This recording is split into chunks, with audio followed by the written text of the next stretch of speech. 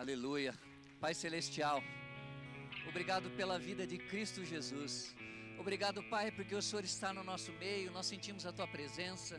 Pai, como nós oramos de manhã, esse não é mais um culto, não é mais uma reunião, o Senhor está presente no nosso meio. A Tua presença é palpável no nosso meio. Espírito Santo, onde o Senhor está, o fluir do Teu Espírito, os dons sendo derramados, a manifestação do Teu Espírito sendo derramada. Eu sei, Pai, que essa noite será extraordinária. Pai, a Tua palavra diz que aquilo que os olhos não viram, os ouvidos não ouviram, nem desceu em coração humano, o que o Senhor tem preparado para aqueles que o amam. E eu sei, Pai, que essa noite é uma noite de cura, é uma noite de manifestação, é uma noite, Pai, que nós vamos experimentar, Senhor, experienciar a Tua presença manifesta. Por isso, Espírito Santo, o Senhor é muito bem-vindo neste lugar. Espírito Santo, nós amamos a Tua presença e dizemos: nós somos o segundo, o Senhor é o primeiro, fica à vontade. Senhor Jesus, o Senhor é o primeiro, sinta-se à vontade no nosso meio, faz do Teu jeito, toca cada pessoa que está aqui de uma forma extraordinária, Pai. E agora, Senhor, abra os olhos do nosso entendimento,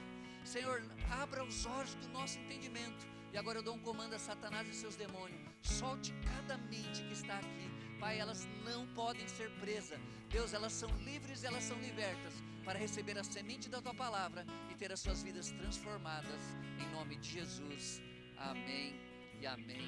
Eu te cumprimento com a graça e a paz do maravilhoso Jesus. Amém? Você recebe essa graça e essa paz do maravilhoso Jesus? Você pode se assentar, por gentileza. Eu não sei quem esteve no culto de manhã, mas eu posso dizer para você que não veio de manhã, você perdeu um banquete extraordinário. O culto de manhã foi extraordinário. Quem veio, concorda comigo que o culto foi uma bênção? Pensa num culto cheio da presença de Deus, cheio da manifestação da presença de Deus.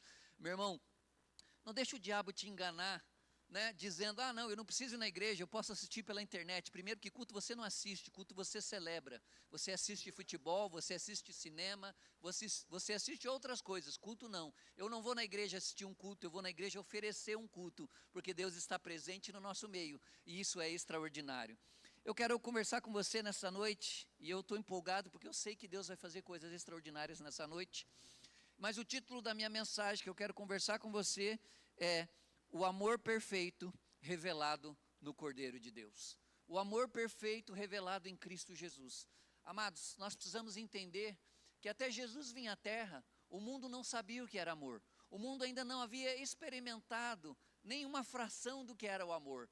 De repente, o amor, ele era gigante, ele foi se fazendo pequeno, pequeno, pequeno, e ele entrou no ventre de uma mulher chamada Maria. Então o amor nasceu de uma mulher chamada Maria.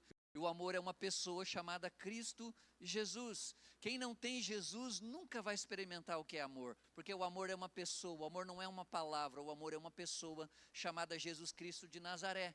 O foco de Deus, o sonho de Deus sempre foi amar eu e amar você e amar a igreja. E agora Ele nos ama através de Cristo Jesus. Outra coisa que você precisa entender para que a gente tenha uma mensagem bacana: a Bíblia não é um livro de vários personagens. A Bíblia é um livro de um único personagem, tudo converge para ele, e essa pessoa chama-se Jesus Cristo de Nazaré.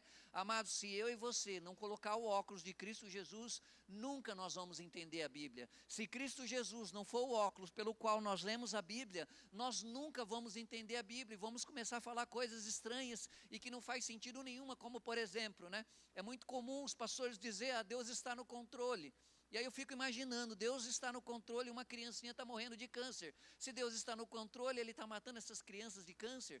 Irmãos, Deus não está no controle. O texto é bem claro: o céu é de Deus, mas a terra Ele deu aos homens. A terra Ele deu para mim e para você. Deus tem, mas não está. Quem está no controle é eu e você. Deus deu a terra para nós, e agora, como reis e sacerdotes, nós tocamos essa terra, nós abençoamos essa terra, nós estamos no controle dessa terra. Nós temos que destronar Satanás e seus demônios, e cada dia mais assumir o controle dessa terra. Então, queridos, se eu e você não entender o Evangelho, né? Muitas pessoas acham que o Evangelho é fazer a coisa certa. Eu quero dizer para você que está errado. Evangelho não é sobre fazer a coisa certa. Evangelho é que Jesus fez a coisa certa e incluiu você lá. Ah, mas então eu posso fazer a coisa errada? É impossível estar em Cristo Jesus e fazer a coisa errada. Evangelho é a história de uma única pessoa chamada Jesus Cristo de Nazaré. E eu e você fomos incluídos na história dele. E agora eu e você vive a partir dele. Nós vemos através dele, nós nos movemos através dele. Tudo que temos e tudo que somos é através dele. Eu tenho perguntado, Senhor, por que ainda tem banco vazio na nossa igreja?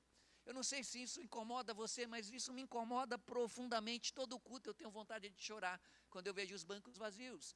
E eu tenho perguntado, Senhor, por que muitas pessoas ficam em casa diante de um culto tão extraordinário? Eu só chego a uma resposta, com todo carinho, com todo amor pastoral, sem julgar ninguém, sem criticar ninguém, sem apontar o dedo para ninguém. Jesus foi o primeiro das nossas vidas, nunca mais nós ficaremos em casa. O problema, queridos, é que Jesus não é o primeiro nas nossas vidas. Se Jesus fosse o primeiro nas nossas vidas, nós iríamos, nós sentaríamos aqui, nós convidaremos pessoas, nós tocaremos em pessoas, pessoas entrariam enfermos, sairiam curados, pessoas sairiam restauradas. E eu quero começar então minha mensagem no primeiro tópico, o Cordeiro Perfeito, a exigência da lei. Êxodo 12, versículo 5. Queridos, Deus sempre foi o mesmo. O Deus do Velho Testamento e o Deus do Novo Testamento é o mesmo, ok? Né? Não existe dois deuses, um do Velho Testamento e um do Novo Testamento. Mas no Velho Testamento, o mais próximo que um ser humano chegou de Deus era chamar ele de Deus. E aí tem vários aspectos de Deus. Mas Jesus veio nos revelar o Pai. Jesus veio nos revelar um Pai amoroso, um Pai lindo, um Pai extraordinário. Queridos, na lei, olha esse texto. Êxodo 12, versículo 5. Diz assim: o cordeiro será sem defeito, macho de 1 ano. Você poderá escolher um cordeiro ou um cabrito. Então, quando o homem pecava, eles tinham que pegar um cordeiro. Aquele animal tinha que ser sem nenhum defeito. Amados, quando trazia aquele animal para o sacrifício, o sacerdote pegava aquele animal, vamos supor que esse celular aqui é aquele animal. Ele olhava de frente, ele olhava de lado, ele olhava por cima, ele olhava por baixo. Aquele animal não podia ter uma mancha, ele não podia ter um defeito, ele não podia ter nada, nada, nada, nada. Ele tinha que ser perfeito, senão ele não podia ser aceito. Mas Mauro, por que esse cordeiro tinha que ser perfeito? Porque esse cordeiro era a sombra do verdadeiro. Esse cordeiro era apenas mostrando, uma régua, mostrando para o verdadeiro que viria. Todas as vezes que nós olhamos para o Velho Testamento, ele está apontando para Cristo Jesus. Tudo aquilo que nós lemos no Velho Testamento sempre vai apontar para a pessoa de Cristo Jesus. Então esse cordeiro ele não podia ter defeito, ele tinha que ser perfeito. Olha Levítico 22, 21 e 22. Diz assim, e quando alguém oferecer um sacrifício de ofertas pacífica ao Senhor, para cumprir um voto ou com oferta voluntária, seja de gado ou seja de rebanho, o animal não terá defeito, para que seja aceito. Nele não haverá defeito nenhum. Não ofereça ao Senhor um animal cego, quebrado, aleijado, que tenha úlceras, sarna ou micose. Não ponham nenhum desses sobre o altar, como oferta queimada ao Senhor. Então, quando eles traziam a oferta, tinha que ser um cordeiro perfeito, tinha que ser um cordeiro que não tinha nenhum problema, nenhuma mancha. O cordeiro tinha que ser perfeito. Por que o cordeiro tinha que ser perfeito? Porque isso apontava para o verdadeiro cordeiro que é Cristo Jesus. Mas algo me chama muita atenção. O sacerdote pegava o cordeiro e ele analisava o cordeiro. O sacerdote analisava o cordeiro. Sabe qual que é o nosso problema hoje? É que os nossos púlpitos estão analisando as pessoas e não o cordeiro. Os nossos púlpitos estão olhando para a nossa meritocracia e não para o cordeiro. Querido, o cordeiro era a solução no passado, o cordeiro é a solução hoje, o cordeiro será a solução amanhã. Nunca mudou a métrica de Deus. Só que aquele animalzinho que era trazido aqui, ele era a sombra do verdadeiro, e o verdadeiro já veio. Por que você acha que João Batista vê Jesus e ele diz assim: eis o Cordeiro de Deus que... Eis o Cordeiro de Deus que... Eis o Cordeiro de Deus que... tira o pecado do mundo. Até então, o animalzinho, ele cobria o pecado, ele não tirava o pecado. A Bíblia fala de uma mulher pega em adultério. E Jesus diz: aquele que não tiver nenhum pecado, atire a primeira pedra. A sorte dele é que ele não falou isso hoje. porque eu e você poderíamos atirar essa pedra, porque nós fomos santificados, justificados em Cristo Jesus. Só que nós olhamos para aquilo que fazemos e dizemos, não, mas eu não posso, porque eu sou pecador. Meu irmão, você não é pecador, você é justo, você é reto, você é santo, porque você foi santificado em Cristo Jesus. Mas pastor, ainda tem algumas áreas da minha vida que eu não venci. Ok, mas você vai vencer, porque o Espírito Santo está dentro de você, e cada dia mais eu vou me santificando, cada dia mais eu vou encontrar com Jesus, e cada dia mais Ele vai santificando os meus pensamentos, a minha mente, a minha atitude, a minha vida. Algumas pessoas têm medo da mensagem da graça. Não, mas a mensagem da graça é permissão para pecar, como se alguém precisasse de autorização para pecar. Mas o texto é lindo, ele diz assim, pois o pecado não terá domínio sobre vós, porque vocês não estão debaixo da lei, mas debaixo da graça. É o contrário, quanto mais da graça eu entender, mais eu vou virar as costas para o pecado. Sabe por quê? Porque eu não posso banalizar aquilo que Jesus fez na cruz por mim. Toda vez que eu peco, toda vez que eu vou lá fazer algo que está errado, eu estou dizendo que a obra que Jesus fez, ela não é tão boa assim. Estou banalizando um sacrifício perfeito, que não tem nada a ver com salvação. A palavra salvação é sozo é salvar você de todas as coisas. Então, amado, nós precisamos entender que aquele animalzinho, ele era trazido, ele era colocado e ele era analisado. Só que hoje os nossos púlpitos gostam de analisar pessoas em vez de analisar o cordeiro. E quanto mais eu e você entender que é o cordeiro que é analisado, e quanto mais eu e você for cheio do cordeiro, mais as nossas vidas serão transformadas por Cristo Jesus. Amém? Então o primeiro ponto da minha mensagem que eu estou falando, o cordeiro perfeito, a exigência da lei.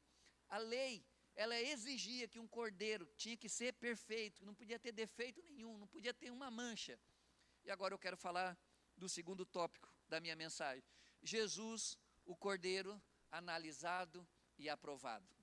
Eu quero que você abra comigo João capítulo 19.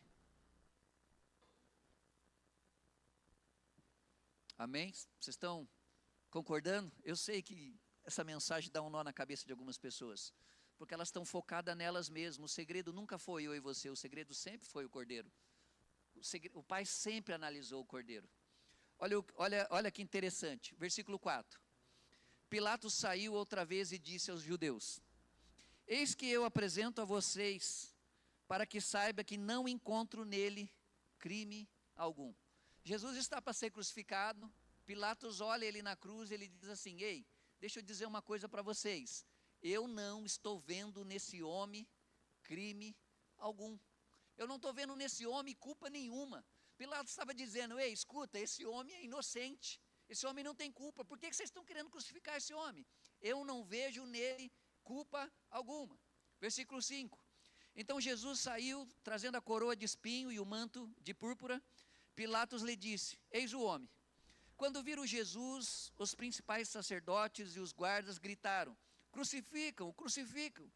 Pilatos repetiu: levem-nos daqui, vocês mesmos, e o crucifiquem, porque eu não encontro nele crime algum. Olha que interessante, não sei se você consegue entender o que está acontecendo aqui. Lembra que o sacerdote trazia o animalzinho, e o animalzinho era analisado? Você sabe o que Pilatos está fazendo nesse exato momento? Pilatos está analisando o cordeiro. Pilatos está olhando para Jesus e não está vendo nele nenhum defeito, nenhum pecado, nenhuma culpa. E aí ele olha e diz assim: olha, eu não vejo nesse homem culpa nenhuma. Eu não vejo nesse homem crime nenhum. Eu não vejo nesse homem nada que possa fazer ele ser crucificado. Mas quer saber, já que vocês querem crucificar ele, eu sou inocente desse sangue. Pilatos estava exatamente analisando o cordeiro. Pilatos estava olhando para o cordeiro, e o cordeiro era perfeito, lindo, sem nenhum pecado, justo, reto, santo. E aí Pilatos olha para o cordeiro, avalia o cordeiro e diz: eu não encontro nesse homem falha nenhuma. Então o cordeiro foi aceito. Olha que tremendo. Da mesma forma com que o sacerdote pegava aquele animalzinho, virava ele, olhava ele de todos os lados, era exatamente isso que Pilatos estava fazendo na cruz. Pilatos estava analisando o cordeiro, e ao analisar o cordeiro, ele não achou no cordeiro defeito nenhum, culpa nenhuma, então o cordeiro foi aceito. Vocês conseguem entender o que Pilatos estava fazendo? Não é à toa que está esse diálogo na cruz. Pilatos estava literalmente analisando o cordeiro, e o cordeiro era perfeito, sem culpa, sem defeito nenhum. Pilatos, o juiz terreno, atestou: não vejo nesse homem culpa alguma. O cordeiro era perfeito, sem mancha, sem pecado, e por isso aceitamos como um sacrifício final. E aí eu quero ir já para o terceiro tópico da minha mensagem: a troca divina, a morte pelo pecado e a vida pela graça. Eu quero fazer uma pequena introdução. Às 3 horas da tarde, um homem inocente foi colocado lá na cruz. Um cordeiro sem nenhum defeito, sem nenhuma mácula. Um cordeiro santo. Olha, vamos ler primeiro Romanos 6:23. Olha o que diz esse texto. Porque o salário do pecado é a morte. Porque o salário, a consequência do pecado é a morte. Às 3 horas da tarde, um homem santo, um homem justo, um homem reto, um homem sem culpa, um homem sem pecado, um homem sem nenhum defeito, foi colocado na cruz. E aí eu quero perguntar para mim e para você: Jesus podia morrer, sim ou não? Tá muito fraco, vamos lá, podia morrer sim ou não? Não. Por quê? Porque o salário do pecado é a morte. Jesus nunca pecou. Jesus nunca poderia morrer. Por quê? Porque ele não pecou, porque foi colocado um inocente. Se o salário do pecado é a morte, e ele não tinha nenhum pecado, como ele poderia morrer? Ele não poderia morrer. Ele jamais poderia morrer. Por quê? Porque ele não tinha pecado. E o salário do pecado, a consequência do pecado é a morte. E aí, olha esse texto de 2 Coríntios 5:21. É um dos textos que eu mais gosto. Se eu pudesse escolher 5 versículos que eu mais gosto, com certeza estaria na lista dos textos que eu mais gosto. O texto diz assim: aquele que não conheceu pecado. De quem que o texto está falando? Jesus. Aquele que não conheceu o pecado, reto, santo, lindo, sem nenhuma mácula. Aquele que não conheceu o pecado. Deus o fez pecado. Olha que interessante, irmãos. Aquele que não conheceu o pecado, Deus o fez, Deus o tornou. Voltando lá então, às 3 horas da tarde tem um homem santo, justo, reto, nunca pecou. Irmãos, Jesus nunca pecou.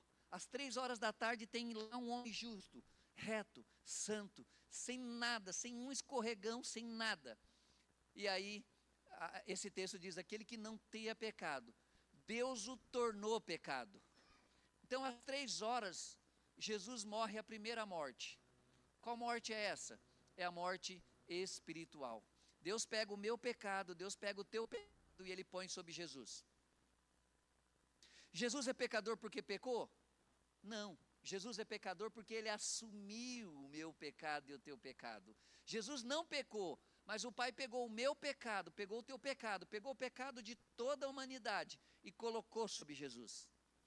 E ao colocar o pecado sobre Jesus, algo extraordinário aconteceu.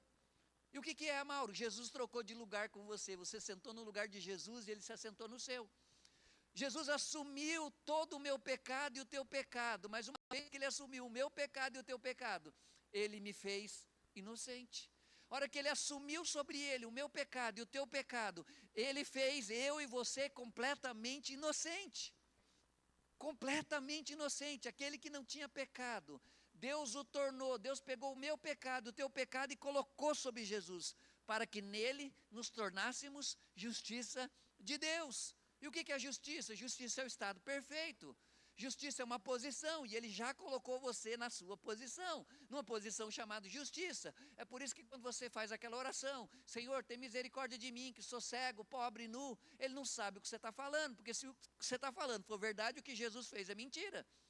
E aí ele tem uma escolha: ou ele acredita no que você fala, ou ele acredita na obra que Jesus fez. E eu quero garantir para vocês, a obra que Jesus fez, ela é única, verdadeira e suficiente. Jesus morreu na cruz para te dar uma vida plena, uma vida completa, a vida zoe, a vida de Deus dentro de mim e de você. Como eu falei de manhã, e tem alguns irmãos que se olham no espelho e não se acham bonito. Querem arrumar o nariz, querem arrumar o cabelo, querem arrumar não sei o quê, querem arrumar os olhos. E eu quero perguntar para você: será que o fabricante errou quando ele fez você? Será que ele não estava num dia muito bem, então ele alargou um pouquinho o seu nariz? Será que ele estreitou demais a sua bochecha? Será que ele fez isso? Ei, eu quero dizer para você, ele ama você, e você é lindo exatamente como você é único, ele te fez lindo, maravilhoso, você é como Jesus é. O autor de João vai dizer, nesse mundo nós somos como ele é. Nós somos como ele é. Se o texto dissesse, nós seremos como ele é, já seria extraordinário. Mas o texto diz, desse mundo nós somos como ele é. Então, queridos, voltando lá para a cruz, o Pai pega o meu pecado, o teu pecado, coloca sobre Jesus. Ao colocar o meu pecado, o seu pecado sobre Jesus, ele fez eu e você inocente. Jesus não morreu porque ele pecou, Jesus morreu porque ele assumiu o meu pecado e o teu pecado. E algumas horas depois, e aí é interessante, até a cruz, Jesus sempre chamou Deus de Pai, sempre, Abba, sempre. Lembra quando ele vai ressuscitar Lázaro? Pai, graças eu te dou porque o Senhor sempre me ouve. Lembra quando ele vai multiplicar os pães? Ele pega os pães e os peixes, ele levanta e diz, Pai, graças eu te dou. Ele sempre disse Pai, mas agora na cruz ele não chama mais Deus de Pai. Ele diz, Eloi, Eloi, lama sabachthani. Deus meu, por que me desamparaste? Por que ele estava se sentindo desamparado? Ele estava se sentindo desamparado porque o meu pecado, o teu pecado, a minha culpa, a sua culpa, o câncer, a AIDS, todas as doenças tinham sido colocadas sobre Cristo Jesus. E ele estava com tudo aquilo sobre ele. E aí o pai tinha que fazer uma escolha. O pai tinha apenas uma escolha. Ou ele virava as costas para Jesus, ou ele virava as costas para nós. E aí sabe qual foi a decisão dele? Ele virou as costas para o próprio filho e abriu o braço para mim e para você. Eu não sei se isso é suficiente para te mostrar o quanto ele ama você, o quanto você é amado de Deus, o quanto Deus se importa com você, o quanto Deus cuida de cada detalhe da sua vida, o quanto Deus sonhou, idealizou você, o quanto Deus tem um projeto lindo e maravilhoso para cumprir na sua vida. Ei, campeão, que vontade de estar do teu lado, chacoalhar você e dizer, ei, Jesus ama você, você é amado de Deus. Nós estamos cheios de pessoas com trauma. Eu falei de manhã, né? Meu Deus, se eu fosse colocar trauma na minha vida. Eu disse aqui de manhã, meu pai era alcoólatra. Todo dia meu pai chegava, ele nunca ia para casa, ele sempre ia para os botecos. Lá ia eu e minha mãe, minhas irmãs, 2, 3 horas da manhã procurando ele. Saber lá em qual boteco ele ia. Meu pai quebrava as portas. Ele era agressivo, uma pessoa doce, mas quando bebia se transformava. Com 14 anos ele me colocou para fora e diz, você não pode ficar nessa casa, porque eu me converti, eu me apaixonei por Jesus. Ele diz, você não pode viver dentro do mesmo lar que eu, você tem que procurar outro negócio, porque você sabe que nós servimos um outro. Eu disse, mas eu vou continuar servindo Jesus, porque Ele é tudo na minha vida. E eu, queridos, eu tinha tudo para ter todos os traumas possíveis, todos os motivos, mas sabe de uma coisa? Quando eu descobri o quanto eu sou amado por Deus, não há trauma que seja maior do que a obra que Cristo Jesus fez na minha vida e na sua vida. Então, meu irmão, eu não sei se você entrou aqui nessa noite com algum trauma, mas nessa noite eu estou dizendo para você, Jesus é maior do que todos os seus traumas. Mas eu não sou um bom pai porque o meu pai, meu irmão, isso é mentira. Você é um bom pai sim, porque você tem o Espírito Santo de Deus. Não, mas eu não sou marido, eu sou ogro porque meu pai tratava a minha esposa, a minha mulher assim, a mulher dele assim, minha mãe. Não, isso é mentira, não é verdade. Você é um bom marido, você trata sim a sua mulher bem, porque você tem o Espírito Santo de Deus dentro de você. Você não é aquilo que as pessoas dizem, você não é aquilo que a sua mãe gerou, você é aquilo que o Espírito Santo de Deus gerou. Amém? O mundo tem um padrão, o mundo cria um padrão. Não, você tem que entregar uma flor, porque daí você vai lá e entrega uma flor, no outro dia você esqueceu, a mulher já pega a flor, joga na sua cabeça e aquela flor não vale mais nada. O que você precisa não é entregar uma flor para sua esposa, o que você precisa é ser cheio do Espírito Santo e a sua esposa vai se sentir amada. Você precisa cada dia mais se parecer com Cristo Jesus. Isso vai exalar para a sua casa inteira e a sua casa inteira será cheia da presença do Senhor Jesus. Nós criamos normas, nós criamos regra, nós criamos padrão. Eu quero que vocês abram Mateus 27, 45.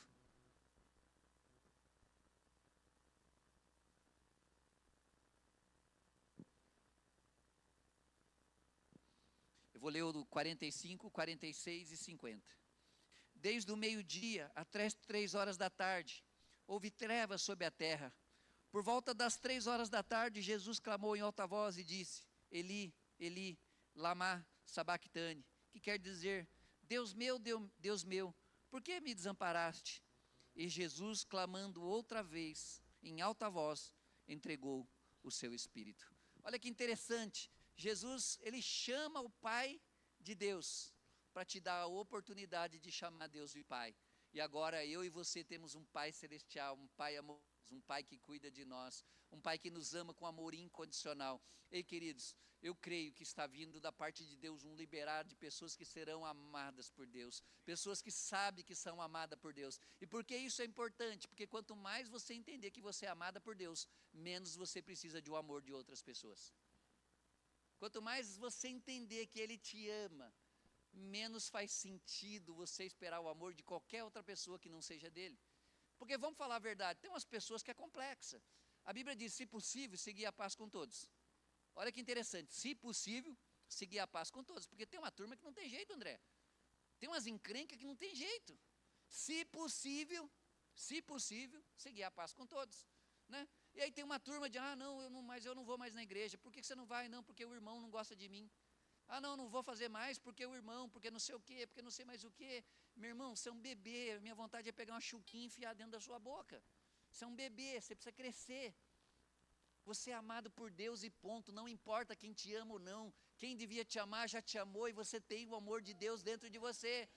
E deixa eu te dizer uma coisa, a sua atitude não depende do outro. Vou repetir, a sua atitude não depende do outro.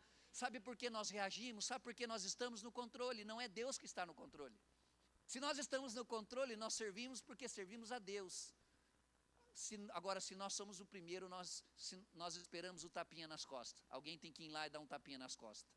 Nossa, como esse irmão toca bem a bateria, né? Tapinha nas costas. Não vale nada, não passa desse teto. Agora, quando Jesus é o primeiro, nós fazemos para Ele, a recompensa vem dEle. Tão somente dEle. Então, nós precisamos sair de primeiro e deixar Jesus ser o primeiro nas nossas vidas. E aí, querido, a atitude do outro não depende da sua. A atitude do outro não pode depender da sua. Mas aquele irmão me trata bem, trate você, porque você é diferente, você tem Jesus. Mas eu não gosto de ir naquela igreja porque aquele irmão não me cumprimenta, não me abraça. Abrace você ele, você tem Jesus, você é diferente, você nasceu de novo, você tem Jesus dentro de você, você é uma nova criação, você é todo diferente. Então, queridos, o meu clamor nessa noite é mude, deixe Jesus assumir o centro da sua vida. Saia do centro da sua casa, deixa Jesus ser o centro da sua casa. Saia do centro das suas finanças, deixa Jesus ser o centro das suas finanças. Saia da frente, deixe Jesus ser. O Salmo 18. Amém? Vocês estão recebendo essa palavra?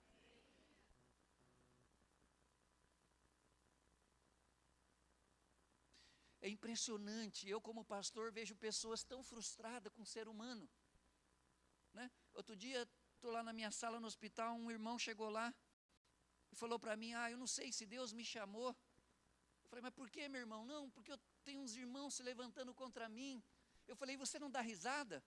Ele, como assim? Eu falei, eu dou risada quando alguém se levanta contra mim. Ele falou, como assim? Eu falei, deixa eu te explicar, quem me chamou foi ele, não é? É. Quem me colocou no lugar onde eu estou foi ele, não é? É. Então aqueles que se levantar contra mim estão se levantando contra ele. Qual a chance de me vencer? Zero. Então eu já começo dando risada. Eu já começo rindo, eu acho engraçado. Porque é impossível me vencer, porque para me vencer tem que vencer aquele que me chamou.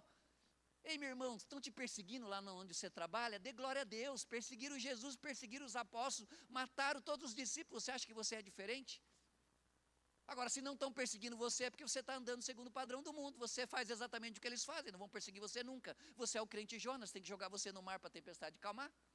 Nunca vão perseguir você. Agora, se você é sal, se você é luz, se você é Cristo Jesus na terra, as pessoas não vão se enquadrar você mesmo. Você é diferente, você tem algo diferente. Um dia eu cheguei aqui na igreja, foi bem engraçado. E uma pessoa olhou para mim e disse assim, olha, eu preciso falar um negócio para você, eu preciso resolver um problema com você. Aí eu abri um sorriso e falei, você precisa tratar com o meu advogado. Aí ela olhou para mim e disse, você vai me processar? Eu falei, que processar, minha irmã? Meu advogado é Cristo Jesus. Se eu me assento, ele levanta. Se eu me levanto, ele assenta. Aí ela ficou olhando essa pessoa para mim, assustada assim. No domingo seguinte, ela me encontra, pastor, eu queria pedir perdão para você. Eu não sei, não tinha nada com você, mas eu tinha uma raiva de você. Eu sei, né? Ó, não tinha nada, tinha uma raiva de você. Agora, você acha que eu vou perder tempo com isso? Eu sei que Ele me ama, eu sei que Ele me chamou, eu sei que eu estou fazendo uma grande obra de modo que eu não posso descer. Eles foram lá falar com Neemias: Neemias, você precisa descer. Neemias disse: eu não posso, eu estou fazendo uma grande obra, de modo que eu não posso descer. Eu não vou descer. Ei, deixa eu falar algo para vocês. Nós não vamos descer. Eu, a minha esposa, o Ivo, a Andréia, o pastor Léo, a pastora Gisele, nós estamos fazendo uma grande obra, de modo que nós não podemos descer. Nós não temos mais tempo para ficar cuidando de bebê. Acabou o tempo disso. É tempo de crescermos, é tempo de avançarmos. Meus irmãos, se preparem, porque esses bancos ficarão ocupados. Se preparem, porque nós veremos manifestação da presença de Deus. Nós veremos cura, nós veremos milagre, nós veremos sinais. Irmãos, vocês vão começar a ver as mudanças a partir do louvor. Preste atenção no que eu estou falando. Vocês verão a diferença e vai começar pelo louvor. Deus vai enviar, esse instrumento não vai ficar mais sem alguém para tocar. Vocês verão nos próximos dias alguém tocando esse instrumento. Algo sobrenatural de Deus vai começar a acontecer em cada ministério da nossa igreja. E agora você tem um caminho, mas depois eu falo. Vamos voltar para o texto aqui, depois eu vou voltar para esse ponto. Vamos lá, Salmo 18, versículo 1. Eu te amo, Senhor, força minha.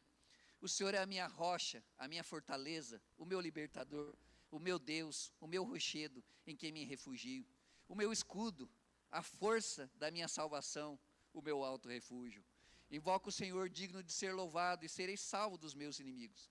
Presta atenção no versículo 4. Laços de morte me cercam, terrenos de perdição me impuseram terror. Olha que interessante, laços de morte me cercam. Cadeias infernais me envolvem e tramas de morte me surpreendem. Na minha angústia invoquei o Senhor, gritei por socorro ao meu Deus. Do seu templo ele ouviu a minha voz e o seu clamor chegou às suas narinas. Olha o versículo 7. Então a terra se abalou e tremeu. Então a terra se abalou e tremeu. Eu não sei se você lembra, mas quando Jesus foi crucificado, a terra se abalou e tremeu. A terra se abalou e tremeu. Olha a continuação. Vacilaram também os fundamentos dos montes e se abalaram, porque Deus estava irado. Por que Deus estava irado, Mauro? Porque o Pai estava vendo aquilo que Jesus estava passando na cruz. O Pai desceu, olha a continuação para a gente entender. Das suas narinas, versículo 8, das suas narinas subiu fumaça e fogo devorador saiu da sua boca. Dele saíram brasas ardentes. Ele baixou os céus e desceu. Ele pegou os céus como alguém pega uma cortina e fez assim, ó, e fechou. Olha que lindo. E teve sobre os seus pés densa escuridão. Lembra que quando o soldado fere Jesus, de repente fica de noite? Há um terremoto, a terra, muitos corpos dos que estavam mortos ressuscitaram, e os soldados olharam, colocaram a mão na cabeça e disseram: deu ruim para nós. O homem era quem ele disse que era mesmo. Azedou a marmita para nós. Lembra de Mateus? Vocês lembram disso ou não? Sim ou não? E olha o versículo 10. Cavalgava em um querubim e voou e foi levado sobre as asas do vento. Então olha que interessante. O pai viu o filho sendo crucificado e ele desceu e ele ficou irado. Ele puxou assim, ó, e ficou à noite. E a Bíblia diz que houve um terremoto. Houve um barulho, houve um terremoto. Então, queridos, esse salmo aqui, eu não sei se você consegue entender, depois você continua lendo na sua casa, mas esse salmo está falando da crucificação. Esse salmo está falando da morte de Cristo Jesus. Esse salmo está falando que o pai desceu para ver o filho sendo crucificado. Agora você pode imaginar o coração do pai. O pai tinha todo o poder para tirar o filho da cruz. Todo o poder. Todo o poder. Mas ele não fez. Sabe por quê? Por amor a eu e amor a você. Eu não sei se isso te empolga, mas isso me empolga demais. Eu me sinto muito amado por Ele. Eu sei que Ele me ama, eu sei que Ele ama você, eu sei que nós somos o resultado do amor de Deus. Amém? Vocês estão recebendo essa mensagem? Estão entendendo? Lucas capítulo 15, versículo 20. Lucas 15, versículo 20.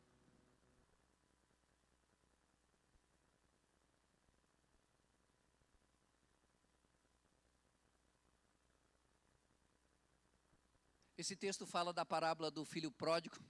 De manhã eu falei, não a Bíblia, tá? Mas o rodapé em cima eu mudaria. Essa parábola não é a parábola do filho pródigo. O foco desse texto não está no filho, o foco desse texto está no pai.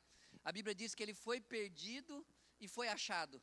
O pai que achou ele. Até achar ele foi obra do pai, né? É muito mais sobre o pai do que sobre o filho, essa parábola. Lucas 15, versículo 20, diz assim: e levantando-se, foi para o seu pai. Quando ele ainda estava longe, o seu pai o avistou, e compadecido dele, correndo, o abraçou e o beijou.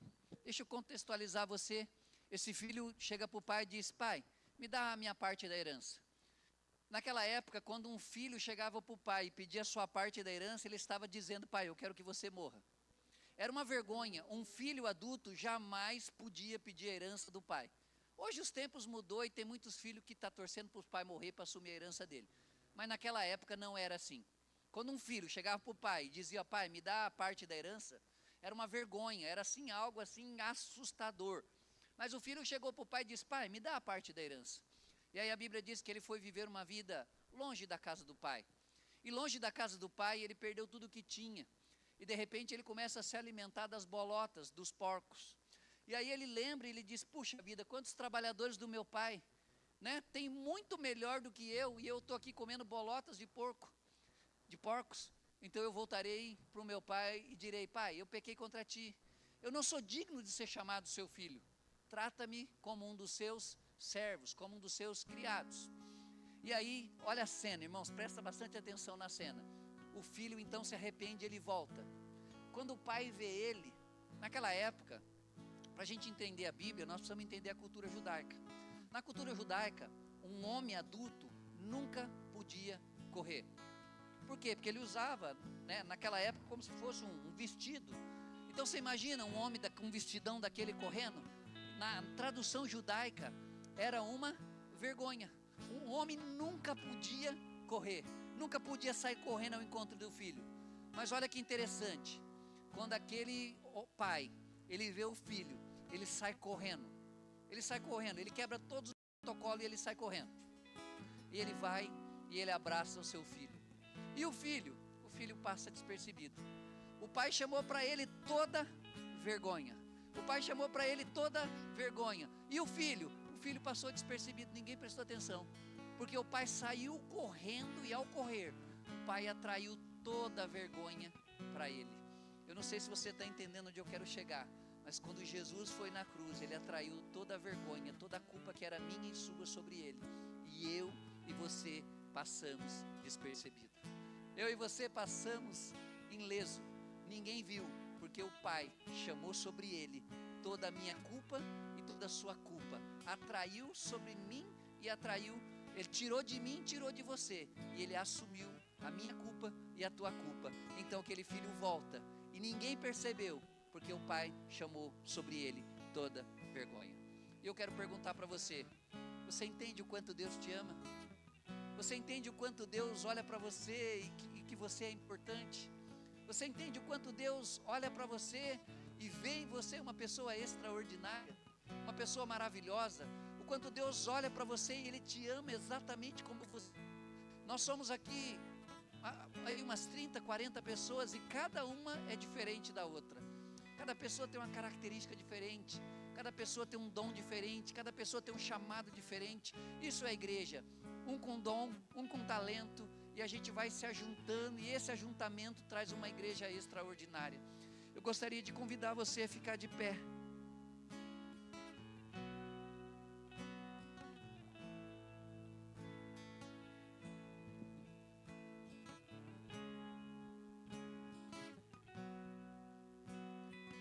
Voltando ao foco da nossa mensagem, que amor é esse?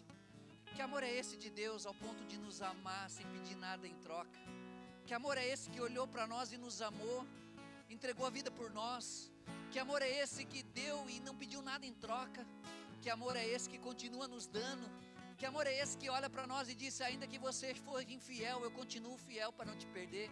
Que amor é esse que olha para você e te ama e não espera nada do que você faça? Meu irmão, deixa eu dizer algo para você: não tem nada que você faça que possa fazer Deus te amar mais ou menos. Ele te ama por causa de Cristo Jesus. Dito isso, eu quero orar. Eu quero orar em que sentido? Eu quero declarar que a partir de hoje começa um novo tempo nas nossas vidas. A partir de hoje, eu não sei, talvez você tenha algum trauma, talvez na sua família era uma família traumática, talvez a sua infância não foi uma infância fácil, foi uma infância difícil, talvez algumas pessoas te machucaram, talvez você foi traumatizado por alguma coisa quando você era jovem, quando você era adolescente. Mas eu quero dizer para você, não existe nenhum trauma maior do que Cristo Jesus. Não existe nenhum trauma maior do que Cristo Jesus. E Ele está aqui nessa noite para tocar a minha vida, para tocar a tua vida. Pai, eu quero orar agora. Eu quero declarar sobre a minha vida e sobre a vida dos meus irmãos. Pai, toca em cada um de nós.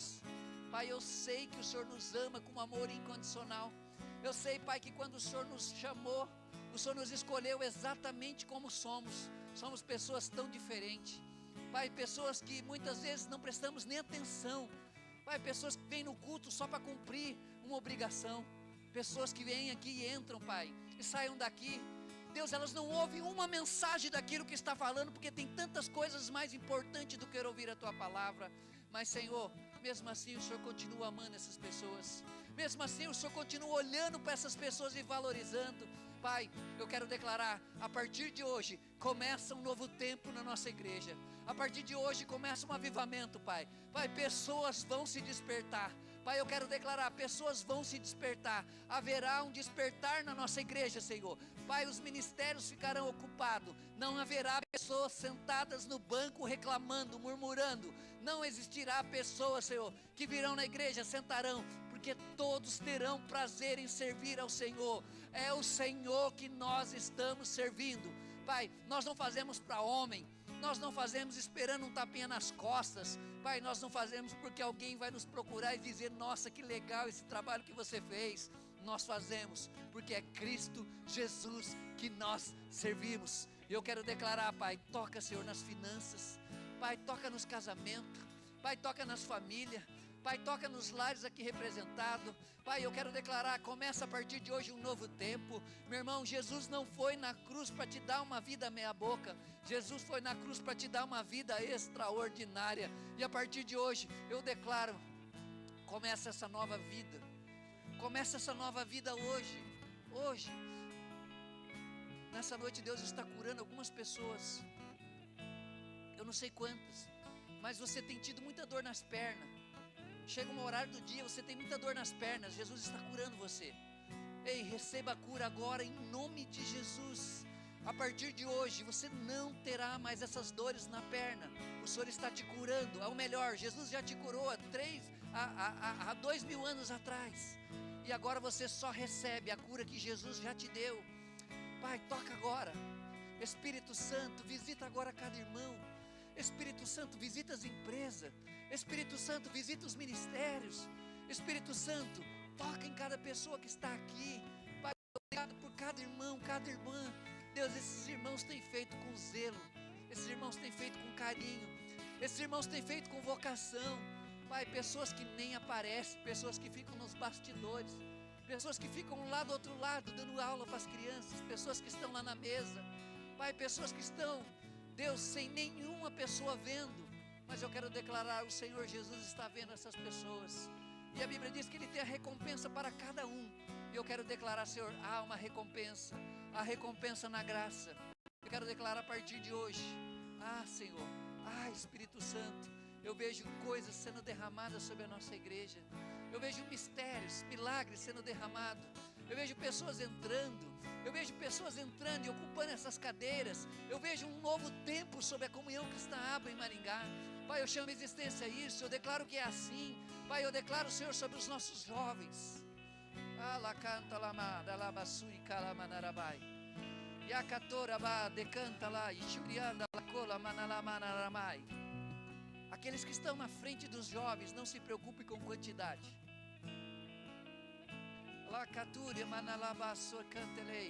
Não se preocupe com quantidade. O Senhor está dizendo para vocês, cuidem deles com amor. Ministre a palavra de Deus para eles. Declare Cristo e mais nada na vida deles. E eu digo para vocês, começa um avivamento na vida dos jovens da nossa igreja. Pais, vocês verão Diz o Senhor para vocês. Vocês têm dito: eu não vou levar o meu filho lá, porque tem poucas pessoas. Ei, o Senhor está dizendo para vocês: pai, não faça isso. Traga o teu filho, porque haverá um toque do Espírito Santo nos seus filhos a partir de hoje. A partir de hoje, jovens e adolescentes, o Senhor começa uma nova história na vida de vocês. Começa um novo tempo, começa um avivamento, começa um manifestar, começa uma unção, começa algo novo, começa um brotar do Espírito Santo que vem de dentro para fora, começa um desejo ardente, ardente, ardente, ardente, ardente, ardente. Irmãos, não se preocupem, grupo do serviço, não se preocupe com pessoas. O Senhor está dizendo para vocês nessa noite: não faltará voluntários, não faltará pessoas que vão entrar nesse ministério e terão prazer em servir, porque eu estou enviando pessoas que terão prazer em servir. Eu tenho pessoas que nos próximos dias virão e dirão: o que tem para fazer? Eu quero fazer. O que eu posso servir? Eu quero começar a partir de mim. Começa um novo tempo nessa igreja, e que nós teremos prazer em servir. Nós teremos prazer em convidar outras pessoas. Não é mais sobre nós, nós não somos o primeiro, nós somos o segundo. Jesus é o primeiro nas nossas vidas. Se Jesus é o primeiro, por que eu faço algo e eu fico frustrado porque o homem não bate nas minhas costas? Se Jesus é o primeiro, a recompensa vem dele. Ele tem a recompensa para cada um. E eu digo para você que tem trabalhado, seja lá qual for o ministério que você está trabalhando, o trabalho que você faz para o Senhor não é vão, e a recompensa vem dele. Se prepare para receber a recompensa das mãos dele. Talvez você tenha dito: eu tenho servido nessa igreja, mas ninguém me olha, ninguém vê, ninguém me agradece. Graças a Deus por isso, porque você não trabalha para nenhum de nós, você trabalha para Cristo Jesus. Ei, vem um novo tempo, diz igreja, se prepara, igreja, se mova, igreja, desperte para esse novo tempo. Deus vai fazer algo lindo nesses próximos dias, e a Bíblia diz: nós somos cooperadores com Deus. Eu não sei a você, mas a Bíblia diz: Pedro pegou o barco, tinha 2 barcos, e Jesus entrando no barco de Pedro, se eu não me engano, Lucas capítulo 5, e Jesus entrando no barco de Pedro disse, e Jesus entrando no barco de Pedro. E eu quero terminar essa oração perguntando para você: você quer deixar Jesus entrar no seu barco? Você quer deixar Jesus entrar no seu barco? Você quer deixar Jesus fazer através de você? Não importa o que você está fazendo, não importa. Nesse momento tem umas pessoas maravilhosas do outro lado ali, ensinando as crianças, pregando a palavra para eles. E eu digo para vocês: uma criança que tiver os olhos do seu entendimento iluminado, já valeu a pena. Hoje aquele irmão querido que veio aqui e se reconciliou com Deus, eu quero dizer, já valeu a pena. Já valeu a pena, irmão. Nós amamos você, você é muito bem-vindo sempre a essa igreja. Essa é uma igreja que ama pessoas. Nós veremos cada dia mais pessoas se convertendo e pessoas tendo a sua vida restaurada. Sabe por quê? Porque essa é a igreja que ama. Continuem abençoados.